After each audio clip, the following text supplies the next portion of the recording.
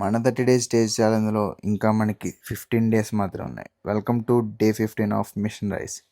So ఇది మన present body condition. ఇంకా కండిషన్ అయితే రావాలి, చాలా ఫ్యాట్ అయితే లూజ్ అవ్వాలి, ఇంకా షార్ప్ లుక్ రావాలి. ఓపిక అయితే అస్సలు ఉండట్లేదు. నేను ఇప్పటికే 1500 to 1700 క్యాలరీస్ డెఫిసిట్లో ఉన్నా.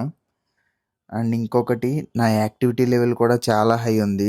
ముందే చెప్తున్నా, దీన్ని ఎవరి గైడెన్స్ లేకుండా, ఎక్స్పీరియన్స్డ్ పర్సన్ గైడెన్స్ లేకుండా అస్సలు ట్రై చేయొద్దు. ఓకేనా? లెట్స్ సీ లాస్ట్ వరకు మన కండిషన్ ఎలా అవుతుందో. ఫస్ట్ మీల్ వచ్చేసి స్వీట్ పొటాటో ప్లస్ వే ప్లస్ మిల్క్.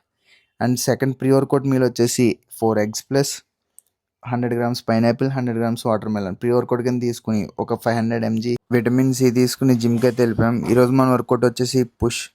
సో నేను చాలా వీడియోస్ అయితే తీయలేదు, ఎందుకంటే మొత్తం నేను నా వర్కౌట్ మీదే పెట్టాను నా దృష్టి మొత్తం.